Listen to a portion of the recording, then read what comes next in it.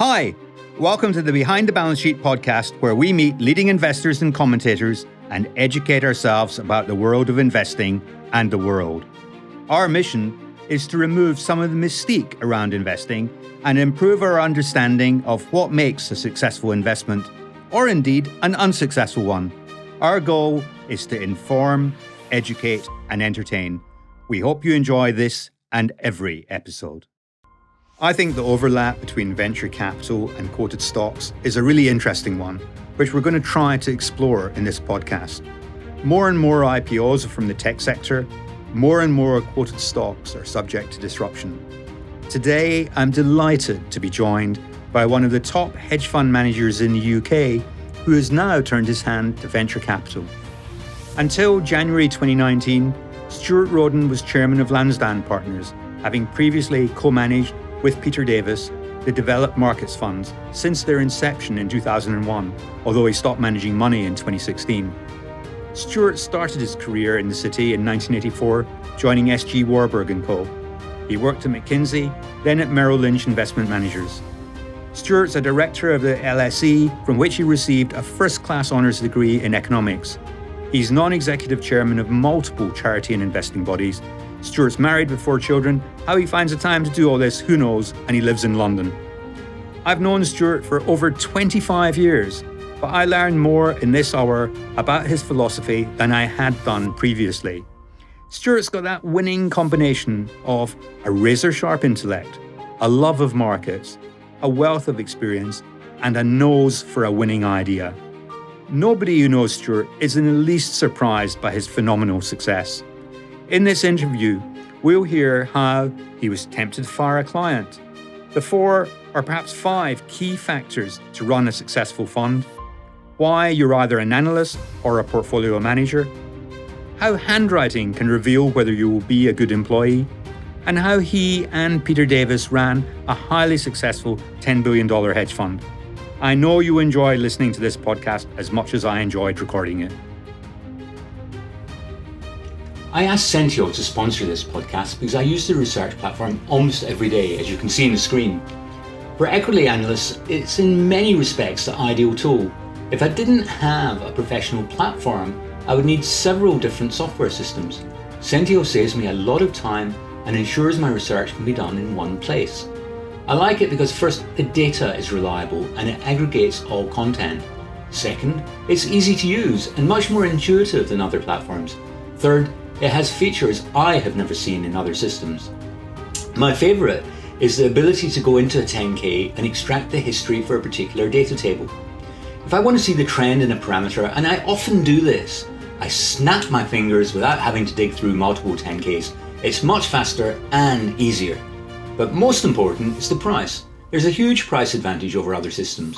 If you're a smaller fund or even a larger fund equipping analysts, Sentio is definitely worth looking at. Visit sentio.com, that's sentio.com/BTBS for Behind the Balance Sheet for more details. So Stuart Roden, welcome to the podcast. Tell me, what brought you into investment management? Was it by design? You weren't one of these people that were doing a paper round and investing your savings in the stock market when you were age 12, was it? Were you? Or was it serendipitous or was it planned? It was a combination of things, actually. So I think the reason I got into investing was probably because of my love of gambling, actually, I have to say. So I used to do 2 things. I used to play poker a lot as a kid, certainly through school and into university.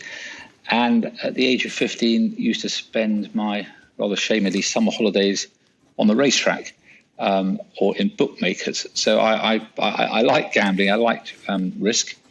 And I started, I think the first share I bought was when I was, I think, 13. It was Acorn, which was one of the early computer makers for the BBC, and became very interested in it and kind of found it exciting and fast moving. And so I guess from a pretty early age, I knew I'd go into some form of risk-taking career. Wasn't sure it'd be investment at the time. I didn't know much about it. But I certainly was attracted to the excitement and moving fast-moving world in which one was operating. In fact, I even spent Wednesday night at Wembley dog track, so that was always a great outing. Do you still go to the dogs? I don't go to dogs. I go racing. I don't go to dogs. I realised that was a bit of a mugs game. I guess there'll be a lot of people in America listening to this. No wonder about greyhound racing. I don't even know if they have it in the States. But you started at McKinsey's, right? You didn't. No, I didn't. I did. I started as a graduate trainee at a bank, Warburg Bank, and then spent the first year of that. You're meant to do rotations, but spent the first year in investment management division and never left it. So I didn't do this. You're meant to do kind of a year in one place, then a year in another, and I didn't leave it. And I went to McKinsey later on, actually, kind of 6 years into the city career, and went there for 4 years and then back. And was there ever since. What made you leave Warburg's and go to McKinsey?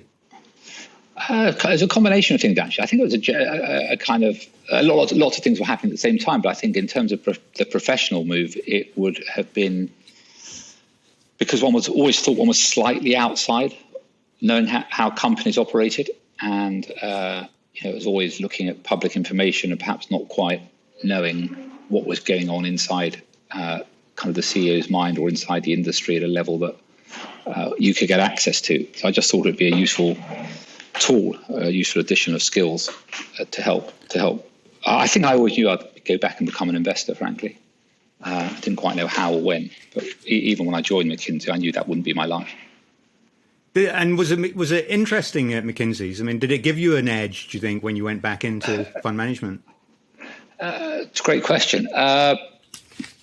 Maybe at the margin. I really enjoyed it.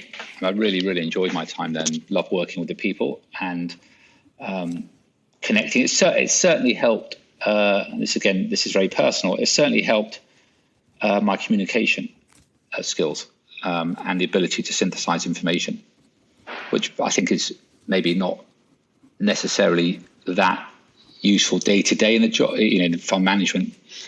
Picking shares, but it's very useful when it comes to all the communication, which is so important. It's funny, isn't it? Because some of the best investors are some of the poorest communicators, because they say wiring is your wiring has to be a particular way to be successful as an investor, and it sometimes makes you makes it more difficult to communicate. I've seen that in a number of people, really successful investors. I remember, I don't know if you remember, we had lunch probably 10 years ago at a very posh investors conference, and your then partner, Pete Davies, and Neil Ferguson, who'd just written a book, the biography of Sigmund Warburg. Yeah. And you were telling him about the handwriting test. Tell us about the handwriting test. Well, that was very much a Warburg thing, that whenever you interviewed for a job, they'd ask for a handwritten note. And it was well known that was sent off to a graphologist who was Sigmund Warburg's colleague from, I guess now 50, 60 years ago, to be analysed. And whenever we had a discussion about a prospective hire, the result of that interview, the interview would be one part, and then there would be this issue about what did the graphologist say. And so it was really, really listened to. It wasn't just a kind of an extra thrown in, and people were not given jobs if something very negative came up, for sure. When I was in those meetings where people, and of course what happened, which is, as you would expect, is people would hear the graphology and said, "Oh, I always thought that might be the case." So it became kind of self-fulfilling in some ways. But back to the communication point, which I think is a really important one. And certainly when Pete and I started together, one of the things that we were very keen to do was to make the written communication kind of an important part of the delivery to clients. And there are lots of things we can talk about later about the investment side, but I think being transparent, being open, and I would say trying to make sure the clients are never surprised. So although that you'll go through bad periods, if you've explained what you're doing at any one time and what you're thinking and how the portfolio is positioned, and something happens in the world that clearly would be negative for the fund, a client, having read your previous letters, would be aware of that. It wouldn't be a shock or a surprise. So you're absolutely right. I think a lot of people in our profession find it quite hard to communicate, or aren't the great communicators on a one-to-one basis, but sometimes they can write extremely well. And we think communication is a key part of what makes a good relationship between the fund manager and the client of the firm. That's a fantastic point. And of course, your letters have been amazing over the years. But just going back to the handwriting, it's quite interesting because I remember Stuart Newton used to do the same thing. Because Stuart Newton of Newton Investment Management, when you went for an interview, because he offered me a job, and at the time I was enjoying the sell side, and I wasn't sure about going to buy side. Mistake on my part.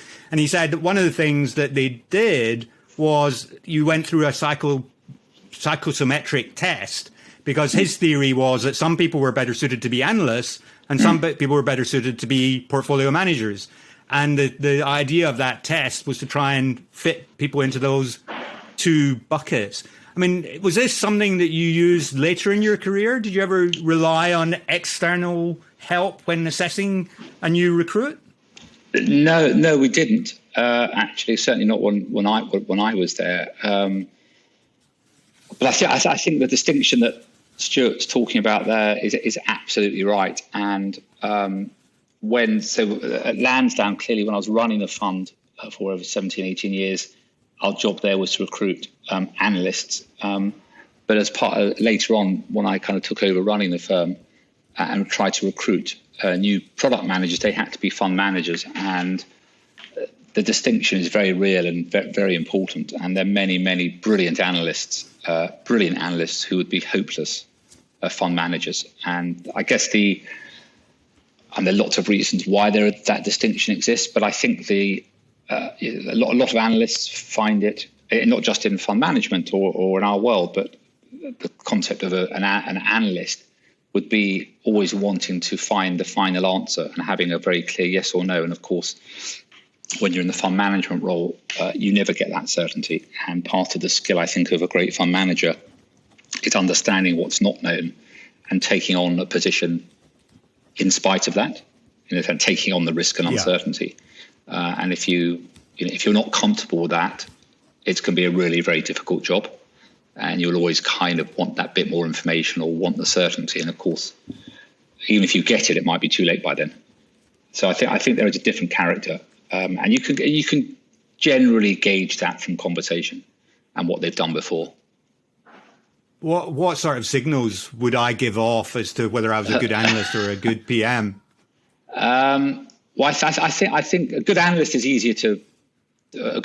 actually easier to interview for, because you give them case studies and you can go through examples of companies or industries, give them examples of a particularly difficult company that you've looked at and see that. So that's what we used to do for our analysts.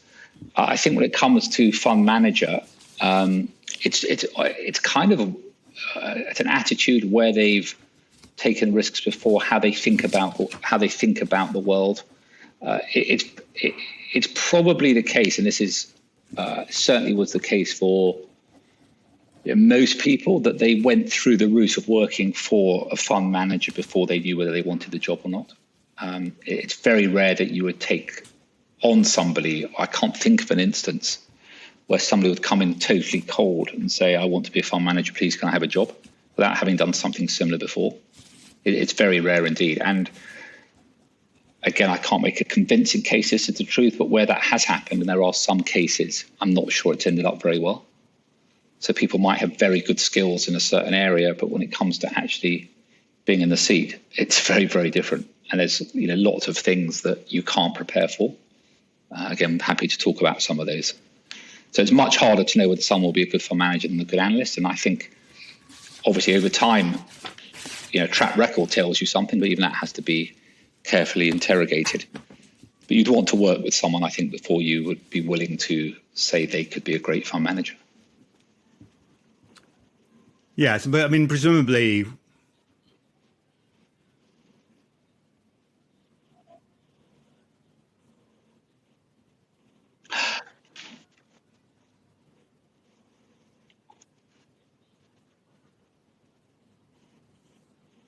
Oh gosh.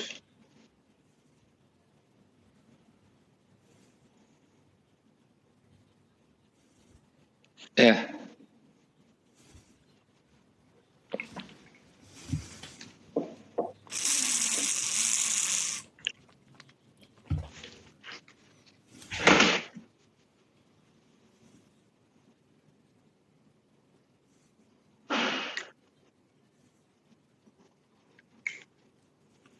Okay. Could you?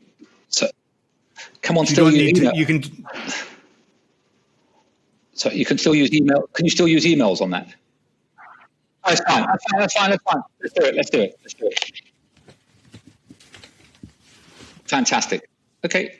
But Sorry about that. as long as you don't close the tab in the browser. Okay. Because it needs to stay open. But you can do everything else. It's fine. Fantastic. Okay. So, cool. Sorry about that. That's all right. So I'm now forgotten where we are. But we were talking about the difference between analysts and fund managers. I'll change tack, and we'll come back to that. It's quite an interesting topic. I mean, remembered we had a coffee, and you very kindly gave me some advice when I was writing my book. And as I recall, you attributed your success in markets to being able to identify change happening in the world and its impact on the outlook for companies. Is that one of the key things that made you so successful, or were there other things that you did that you think distinguished you and enabled you to beat the averages? Well, okay. So if I could take a step back, because we kind of used to get asked these questions when pitching for new business, and it's kind of quite a difficult one to answer without sounding kind of immodest. But I used to kind of break it down into probably 4 distinct areas, and I'll come back to something at the end about kind of partnership and why, in my case, I think it worked incredibly well having Peter Davies as a partner for so long running the fund. So I think that the 4 things, there's probably a 5th which we touched on before, but the four key blocks I think of being, and here I'm talking about running a successful fund rather than just an individual stock picker. So I think the 4 things would go into these buckets. One is idea generation. Where do you get your ideas from? And again, no easy answer to that, but I think it's having a curiosity of mind that means you're always consuming information from all different sources. There's no doubt that when we started, our access to new information sources did distinguish us. We used to pay for it. I think we were the very, very first firm, certainly in Europe, to actually pay for external sources of data, of information. We did our own interview panels. So I think just being creative in how you get information is a starting point, and from that ideas come. And if you're smart and you're talking to smart people, you'll find lots and lots and lots of ideas. Then the second thing, of course, is to know which of those ones to follow. So there's kind of filtering system, and then you have to do very good analysis on those companies, and it is financial analysis at its core. Definitely not one of my strengths, but Pete and the rest of the team were exceptionally good at that. And there were times also, as you know, Stephen, that we'd ask other people to look at something if we thought it was complicated, sets of account or acquisition.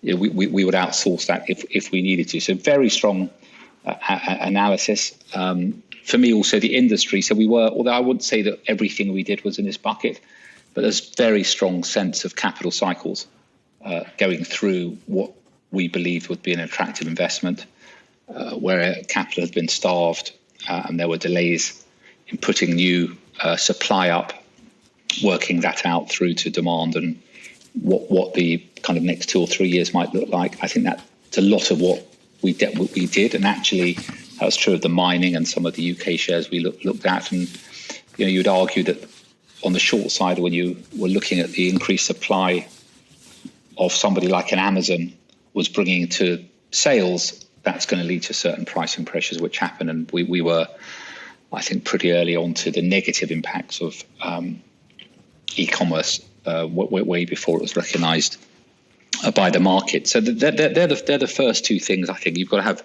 really interesting ideas, lots of joining dots, lots of seeing patterns, thinking about capital cycles, and then doing some extremely strong analytical work on the company, asking all sorts of questions, forensic questions, but also working out classic questions of operational leverage, both up and down, cost, acquisition opportunities, so on and so forth. And then the third part is how you put those positions. In our case, it was a hedge fund, but before that, long only, into a portfolio that makes sense. And that's kind of not a trivial matter, because you could just take all your good ideas on the long side, all your good ideas on the short side, and say this is our best of ideas. Let's see what happens. That's definitely not what we did. We were very explicit about what return profile we were looking for, which included volatility or drawdowns, in other words, what was acceptable. So that, in a sense, determines what the portfolio looks like in terms of exposure to individual companies, exposure to individual sectors, and exposure to overall macro themes. And the key in all of that, Stephen, was to, and again, I think it's something I think we can say immodestly that Pete and I did when we launched the fund, which I wouldn't say it was earth-shattering, but it was certainly not commonplace at the time, was to make sure that we weren't taking risks that we didn't know about. So we used to call those, we wanted to avoid taking hidden risks. And the way that we did that was to run the whole portfolio through different factor scenarios, different analytical external events that could happen, and certainly ones had happened in the past, and what would that look like for the fund. And so we were kind of feeling very pleased with ourselves that we'd done that, and it was working quite well. And then, of course, we had 9/11 kind of a couple of months into us running the fund. So you always know there's going to be something you haven't thought about. That was one of the first things that happened to us that wasn't on the cards.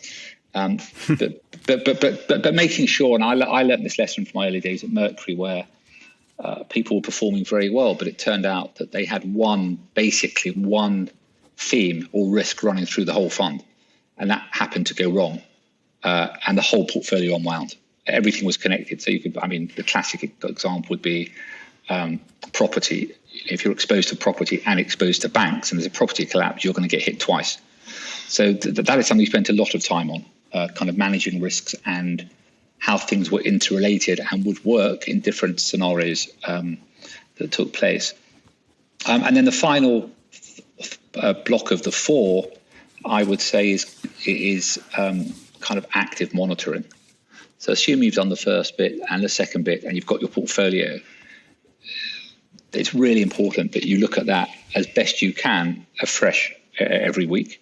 It's very easy to become not kind of lazy, but slightly complacent about positions. And one of the things that we used to say a lot is be very careful of thesis creep. So you've got lots of positions on. You have reasons why you've got those positions on. And then when something doesn't quite work, you kind of invent another reason why you should keep the position on. And that's incredibly dangerous. So we were the term that gets used now, I don't think Pete and I or the team ever used it, was re-underwriting positions. That you want people to re-underwrite their positions, on a constant basis, and not have the bias of being linked to what price you paid or any other emotional thing that you might have. And one of the most common ones, I think, is you can get too close to management, for sure. And so what we used to say is, we know there are biases, we know we're humans, we have them. All you can do is guard against them and be aware of them. So constant vigilation on the portfolio to keep it dynamic and to keep it fresh. That would be the fourth block, and the fifth one we spoke about before, which was communication. Incredibly important to communicate to your clients and work on the principle that nobody likes a surprise, particularly a bad surprise. As long as you do that, I think you're often forgiven. I think what clients don't forgive you for is producing kind of returns which are kind of unexpected, obviously poor and unexpected. When they're good and unexpected, they never say anything. but which is completely illogical because it means you were probably taking too much risk one way or another. It just happened to work out in that case. But making sure that you're true to your word, that you're delivering within your risk parameters, and what the expectations are. And so we used to say, for example, that we didn't want to have a drawdown of more than 4% in a month or 5% over 3 months. Didn't mean we'd never have it, but that was the kind of expectation we set. That's very challenging because you don't know what's going to happen, and but I suppose setting expectations is a good idea. Listen, you and Pete worked together for nearly 25 years, and I was scratching my head because I can't think of another investment duo that has been as enduring and as successful other than Warren Buffett and Charlie Munger, perhaps. But it's pretty good. Pretty good example. But when you look, I mean, it's quite an interesting thing. So I was thinking about, well, what partnerships have there been in business? And you get a lot of family partnerships, you know, the Koch brothers or the Barclay brothers, obviously used to be a very successful family partnerships, lots of father and son pairings. And in business, there used to be a lot of duos, Procter & Gamble, Rolls-Royce, Wells Fargo, Hewlett-Packard, Anheuser-Busch. I mean, there's a huge long list. But when you look today, there's far fewer. You know, there's Ben & Jerry's ice cream. There's Sergey Brin and Larry Page, Google. It's not a common thing. What was it about the chemistry between you and Pete? I mean, is it complementary skills, different psychological approach? I mean, what made it so successful? Because in investment management, these partnerships tend not to endure for that long. You know, the one that's was very successful was John Armitage and William Bollinger, but Bollinger retired relatively early on, and Armitage has been, you know, had an amazing performance on his own. Chris Hone, Patrick DeGorse. I mean, DeGorse left and set up on his own. What was it? And I mean, maybe you don't know. I mean, maybe an unfair question, but it's good. No, I think it's a very good question. I can have a go at answering it. I don't think we'll know for sure. So I think there are kind of a few contributing factors. So first of all, we were kind of different ages, which I think is quite important. So there was never, you know, it wasn't a competitive thing. You know, I was older and had done certain things Pete hadn't done. Pete was obviously, a brilliant mind when he started fund management, but didn't have fund management experience. So I think there was a clear complementary skills. There was huge respect, even though we had different skills. And I think without that basis of respect for each other, for what the other person thinks, nothing is going to work. And there was never a sense that, you know, one of us was vying, as you would do in a large company, potentially to get to the top of a pile. So I think, you know, that we came with different skill sets. And I guess what's interesting to ask is, you know, what were those differences? And I think, I think anybody who knows the both of us would not find it hard to say something like, you know, Pete's kind of optimistic and very, very, confident. Stuart's much more neurotic and cautious, always looking at the downside. So that's a really interesting combination because, you know, to be a great fund manager, you have to have both confidence and humility, and it's a very rare mix. If you don't have humility, you're going to get it at some stage because the market's going to make you humble. It just does that. Yes. And if you don't have enough confidence, you may never take the position that you need to take and work through it. And maybe it's a proposition. I can't prove it, but maybe it's very hard for one person to hold both those things. Yeah. Maybe it's incredibly difficult, and so that, you know, balancing was probably a very, very good thing, and it allows you to question in a kind of safe and respectful manner rather than in a point scoring manner, which kind of happens in large firms. You're not trying to win points in the debate. You're trying to do what you think is the best thing for clients. And having two people looking at it kind of from really quite different angles, temperamentally different angles, I think was incredibly valuable. and obviously you've got to get on with the person. So you've got to respect them, you've got to like them, you've got to have shared values. And I'm not going to say we never disagreed on things. We clearly did. Not many times. I can literally count them on one hand. But we never ever disagreed on anything where there was a moral issue about what to do, either in the team or in the firm, or with management of information. Never ever had a disagreement. It always came to the same answer.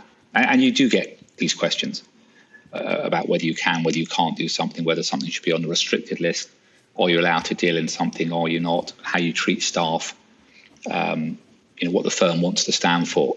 Never, ever had a difference of view on that. And I think that's really important, really, really important. So I guess I'm summarising, I'd say lots of mutual respect, lots of shared values, different complementary skill set, and it worked.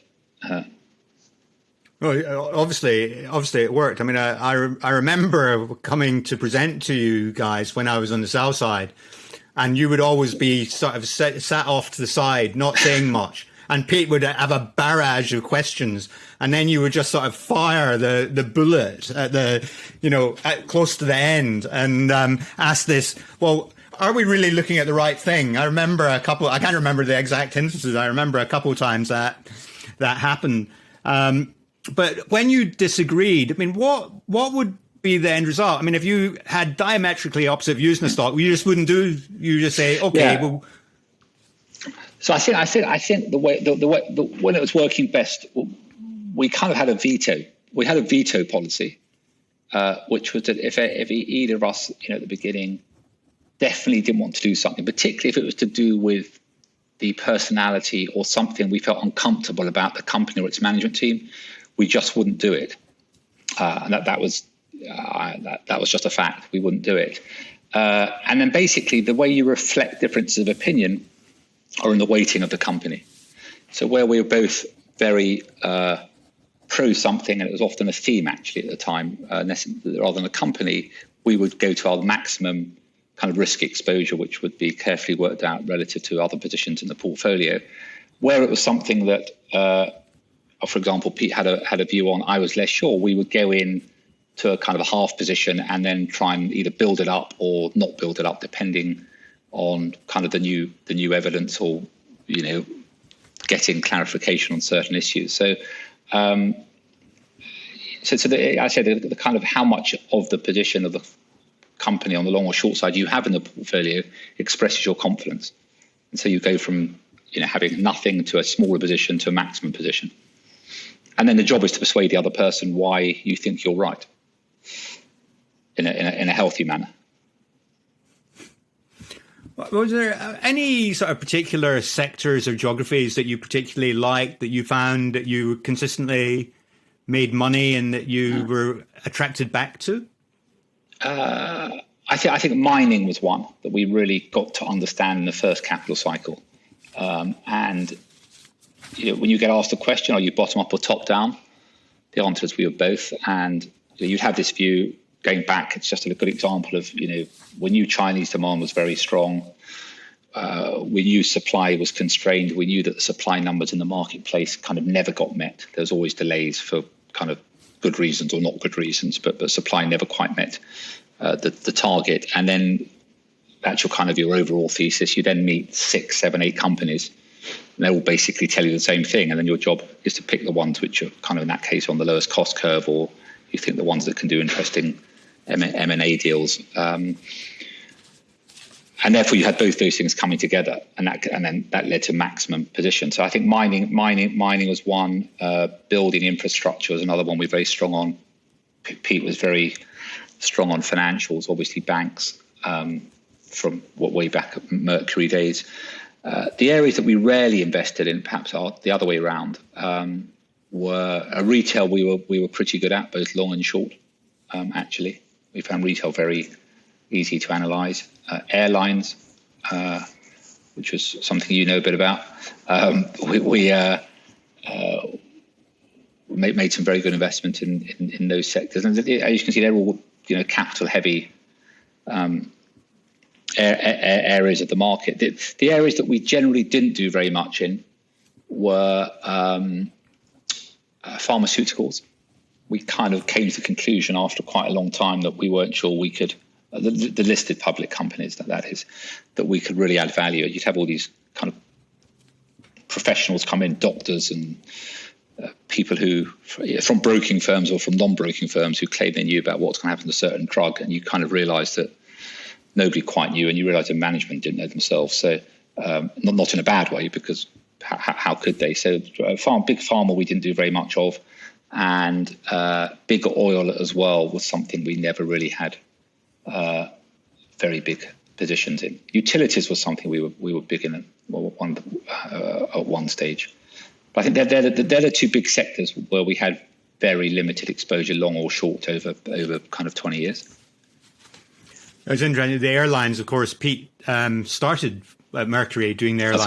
That's right. When I first, and it was really, I felt quite bemused. I remember going to a meeting with him, and he'd been there less than a month, and he knew more about the airlines than I did. And I thought, well, how does that work? And I realized quite quickly that he was pretty smart. But issues like the airlines and mining, there's quite a big macro influence. There is, So just talk about the top down versus the bottom up. I mean, you're quite big in the top down stuff, aren't you?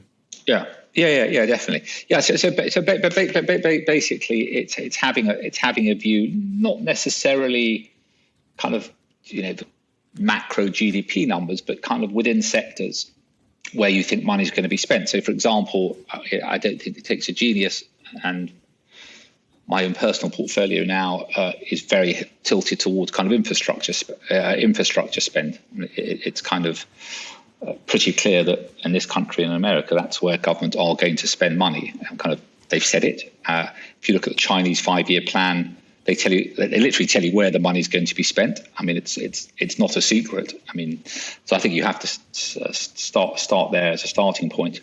But then, of course, if you look at airlines, the bull case on airlines was not a demand one. It was the shrinking number of players in the sector. And it got to the stage where, certainly when I last saw it, and I'll be well out of touch, but the top 5 had 80% of the sector, whereas that number kind of 10 years ago was 50%. So the idea that obviously what's happened with COVID and the pandemic has upset all those numbers, but the idea was a very strong one, that you'd get better pricing power as you had a much more concentrated market. I would say, Stephen, for anyone listening who happens to be an analyst in a sector who then goes on to run money, beware of what I want to call the sector curse. And the sector curse goes along the lines that when I go back to my old firm, Mercury Asset Management, we all had funds where you had some leeway, but you had sector analysts with their specific sectors they had to cover from a research point of view. And if ever you looked at the fund of all these different people, you could tell which sector they covered, because they always will fill up in that sector or overweight. So because you think you know it best, so you'll think you can always have most exposure to it. But of course, it might be the worst sector in the world. So just because you know something well, it doesn't mean that you should have a lot of exposure to it. It's quite funny because I realised that I couldn't have as impartial a view of my own sector when I went to the buy side, and if I looked, I never tracked the performance of the different stocks, but I would bet money that transport would have been my worst. Because it's exactly that. You're much less impartial, and it's slightly dangerous because you think you know, and you're not as able to put it in the context of the wider market. So I certainly did better with things that I was completely new to. It's obviously I think you're attracted to it because it's easier, it's less work, and of course, as we know, in fun. It's less work, and you know it, right? And so, but there's a rule, isn't there, that you're not allowed to make money easily. it can be a complete disaster. So I always used to tell people, be careful of the curse. I like that one. Yeah. Of course, it doesn't always work. I remember trying to persuade one of my colleagues at one fund that they shouldn't invest in a particular transport stock. They'd asked me, I'd been for breakfast with the Goldman Sachs analyst, and he'd recommended this stock. And I said, I wouldn't touch that with a barge pole. And this particular guy thought that the Goldman's analysts were brilliant. I never understood why. And he went out and bought it and, ended up losing money. And he kind of said, well, you told me that. And I said, no, I told you not to buy it. Yeah, very typically funny. So listen, you're now doing different things, including venture. And one of the things that we're quite interested in is, where venture meets quoted companies, because I think there's it's an increasing part of the market. So I was looking at a big hedge fund's 13F holdings, and about 40% of the value was in stocks that were less than 10 years old or less than 15 years old and had come to the market from venture. And I was just wondering, judging management, I think, is incredibly difficult. And it's incredibly difficult when you're looking at quoted stocks, because the guy that's got to the top of a Fortune 500 company, he's good at sales and he's good at selling himself and he's good at persuading you that what he's saying is true. In venture, it's a much more important component of the total. So tell me, how do you do that? And are there any transferable skills from quoted to venture? It's a tremendous question. I mean, at one level, there are very few, frankly. And if you're talking about venture, as in, and the one that I'm most involved in, which is one we started 3 years ago in Israel, actually, which is literally backing seed companies. So 2-3 people in a room with an idea and with big brains. All the kind of stuff that we would have done, which is scope market size, do forecasts. It's just not that relevant. And as you said, you're taking a huge gamble on the people. So I think common sense and some form of framework as to, and the question I ask now, which I guess it took me a while to ask, and I don't do the day-to-day work, is if this does work, how big can it be? Because it's most likely not to work, and that's kind of the rules of venture investing. It's most likely that things don't work, and therefore the ones that do work, it's that classic thing, have to be able to return 2 or 3 times the fund, and therefore scoping how big something could be does become important, and it becomes important for the reason that if you think about the way venture works. You invest at, say, $10 million, the next person invests at 40. The guy who pays 40, while it's still early stage, wants to make sure it's worth 200. The guy that's 200 needs to make sure it's worth 400, and so on. So at one level, you have to believe that these venture companies you're investing in can be worth $500-600 million. Otherwise, you really shouldn't make the investment on day one. And so one of the things that it's not quite answering your question, but I think we've learned is that investing in a company that's got a market an initial value of $5 to $10 million that you think could be worth 60 or 70 is one you'd pass on, frankly. So the market opportunity bit, I think is, obviously I assume they execute and they're the only player and they're the winner and all the rest of it.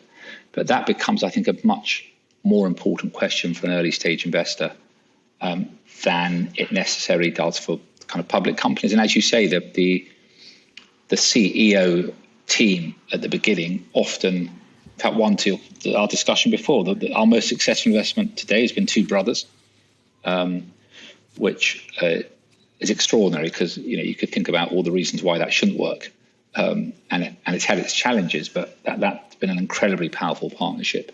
But you are backing a huge amount on 1-2 people in a way you're not with public companies. So even if you've got the market size right, and even if you've got the fantastic product, you don't know whether these are the guys who can be able to execute it. And there are some, and we're not in that camp, but I can see why. There are some VCs now who won't invest in first-time founders for that reason. They'll only invest in people who have done it before, even if they failed. That kind of bothers less than a first-time founder. It's just too big a challenge to get everything right first time. And I have sympathy with that. I say it's not a route that we've taken to, but they're very, very different investment skills. Very different. And I have to say, kind of being totally frank, being a good investor, and it might mean you've got other skills, but doesn't necessarily equip you to do anything else afterwards. I mean, you may be kind of incisive and ask questions and be curious, but in terms of actually doing another day-to-day job, I'm not sure there is anything that necessarily means that you'll be good at something else. And maybe that's not a surprise. Well, it's interesting, isn't it? Because if you're a good investor, you tend to have longevity and you can carry on. Yeah.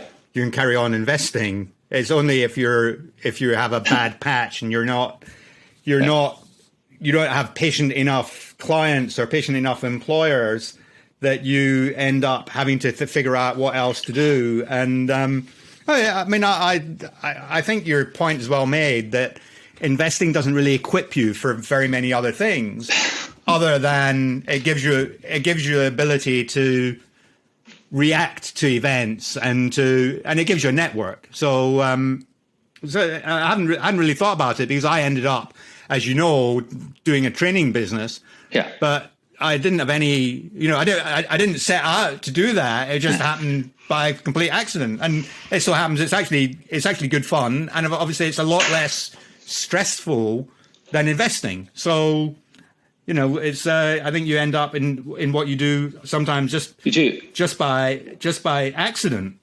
I tell you the other thing that again, not a massive insight, but as an investor, you can change your mind. You can do something that doesn't work. You change your mind, and you can change your mind very, very quickly. That's rarely true in other forms of business. Once you've committed to something, it's much harder to pivot away. You can do it. And some of these VC firms do pivot quite a lot. But when you're running a big company or a big organization, or you kind of pursuing a strategy, you don't generally have the flexibility to say, oh dear, I got that wrong.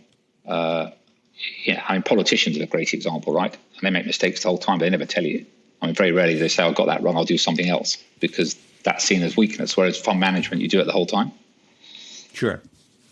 No, I mean, there are very few endeavors in which you do have the flexibility that you have in fund management. It's quite true.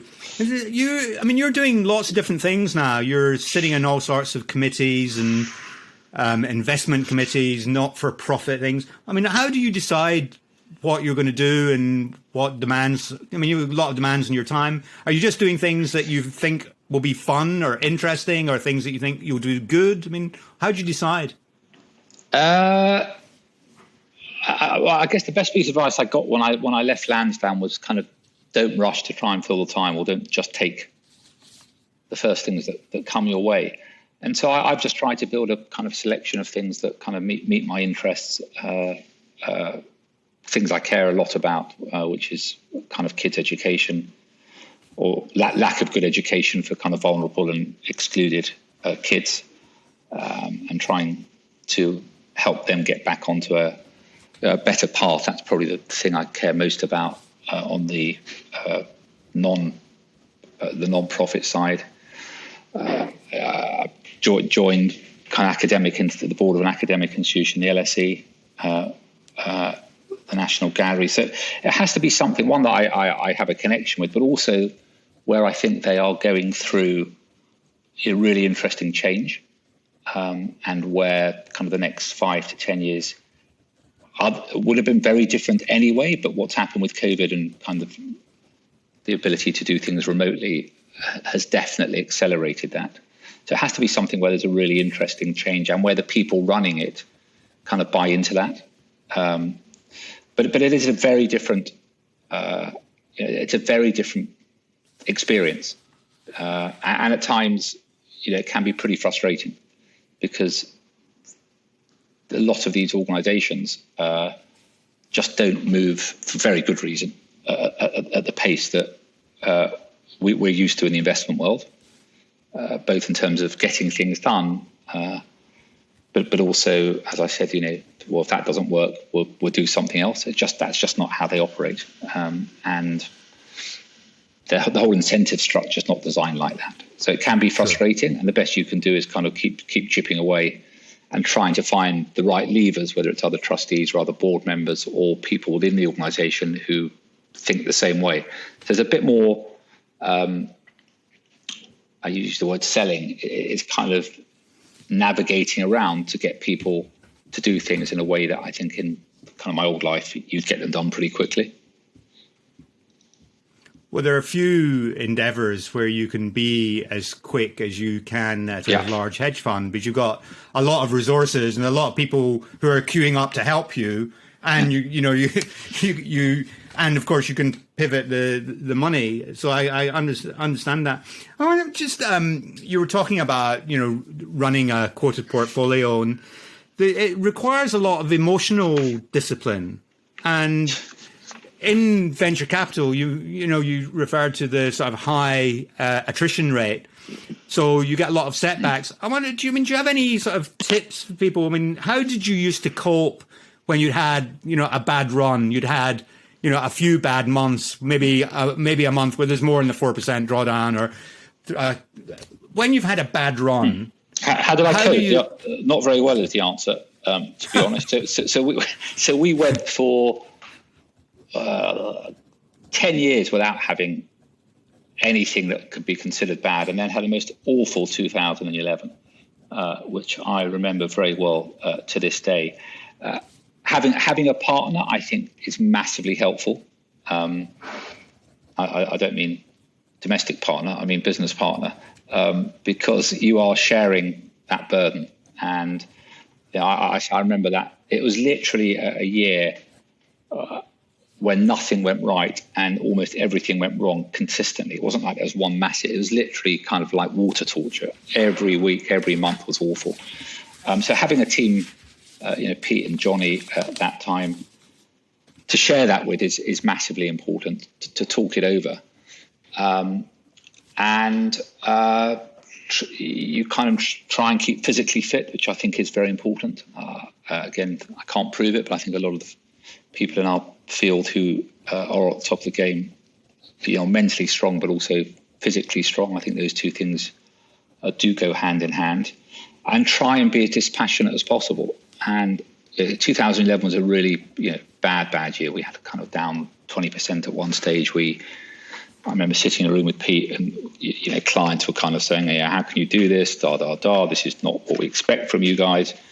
And we came up with a plan, very well thought out plan, that what we would do in terms of risk of the portfolio as we hit different performance drawdown numbers, but also to delever and not get rid of companies that we believed in. And that was kind of really, really important. And we told clients this. And at one stage, so I remember very clearly, I remember where I was sitting, we both said to each other that if the clients, that in a sense, demand that we cut, which is kind of what a lot of people say, is just kind of, why don't you just take all the risk off the table and rebuild? If that was an overwhelming desire from the clients, we would stop running the fund.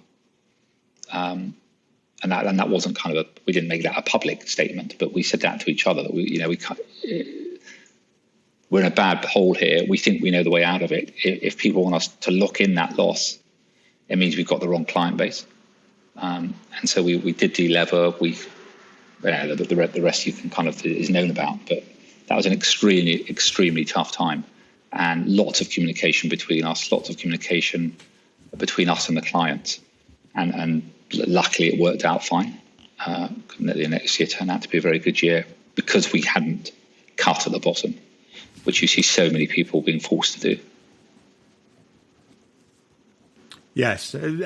Tell me, I mean, you don't really have a choice of clients, or most funds don't, but you were in a kind of unique position, weren't you? Because people were queuing up to get in the fund. So did you kind of gently encourage clients to leave? I mean, I do remember one friend of mine who when called up by an irate client just told them to take their money away. And they were so nonplussed. They couldn't believe it that they left their money in. Yeah, I don't think we never said it like that, but we did say at that period. Well, two things I'd say. One is that there were plenty of clients. I think this is a generic comment, but I think it's an interesting one. So everybody said when we started, the clients you really want are the endowments. They're the ones that they're the long-term investors. They're the ones that will stick by you. And be careful of these fund of funds people, because they're kind of first bit of bad news, they'll run out. But of course, 2008, the exact opposite happened. The endowments had liquidity crisis, so they used kind of hedge funds or any more liquid investment as an ATM. And we got a lot of redemptions from them, whereas actually the fund of funds were very stable during that period. They didn't have the same, and they performed badly, but didn't have the same liquidity constraints as it happens that the endowments had. We never, we told clients what we were doing. We told them what they could expect. We told them in that very tough period how we were responding to it. And we might have said kind of, if that's not to your liking, then the only thing you can do is redeem. But we never actively redeemed a client.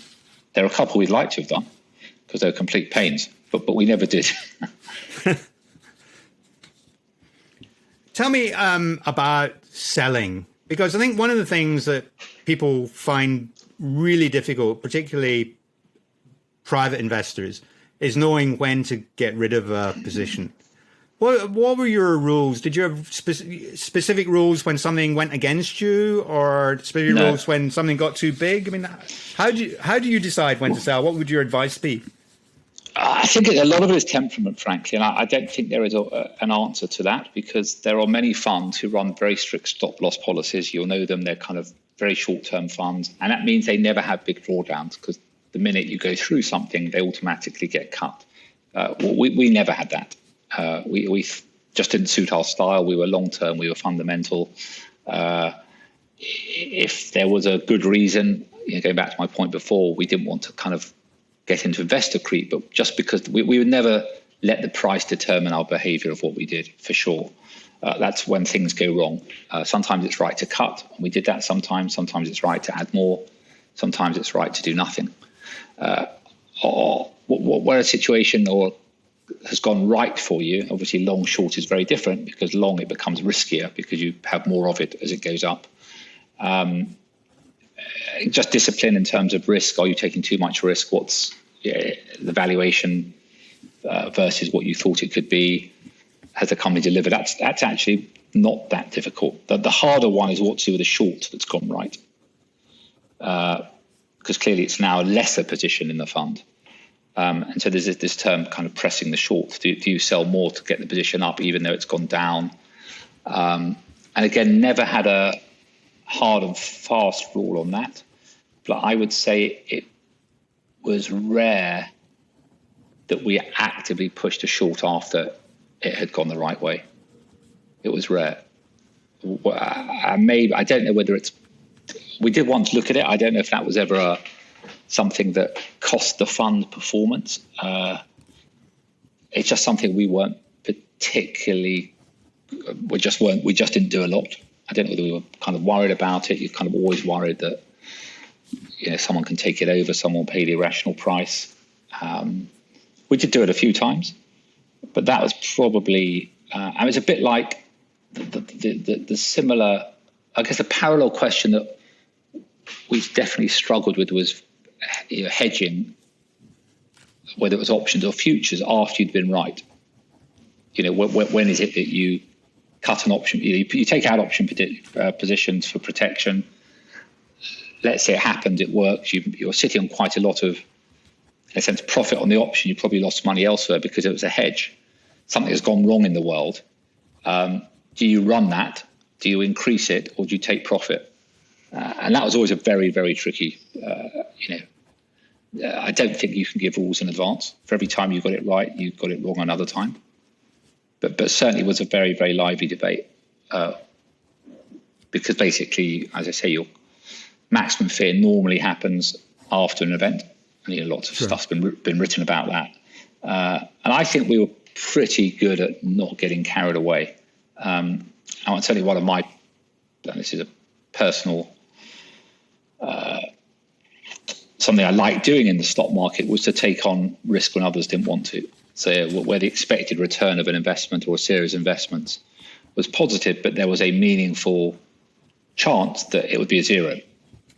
Lots of people hate those situations. They're kind of like, I don't want that on my book. I don't want to be showing something that could be a zero. I was always kind of keen to take the other side of that. And again, you never knew you'd be right, but kind of if you did it enough times, you'd probably get a good return. Yeah. But you've got to have the nerve to do that. You've got to have the nerve, yeah. Yeah, exactly. And what about shorts that went wrong? Because I've always found that was the most painful and always caused you lost sleep. Yeah. Because the short that's gone wrong is the one that you're going to lie awake at night wondering what to do.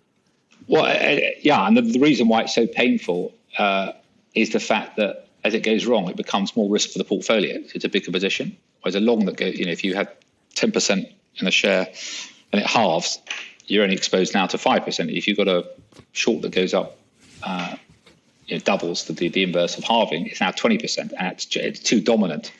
So again, I think my starting point was always or our starting point was always risk management. What is the right level? Forget the share price, forget whether you're right, forget whether or not the market you think is being stupid. What is the maximum exposure you think you can have to any position in the fund? And we actually, for a couple of the other funds, the risk committee at Lansdowne introduced some pretty tight guidelines, which didn't exist kind of beforehand, as to what an individual short position could be for those very reasons. Whether whether or not you're right or wrong kind of is irrelevant. It's just what can be afforded by the portfolio. Because, as I say, if you start with you're trying to produce X return for clients with X or Y volatility, you don't want all that risk to sit in one place. That would be stupid.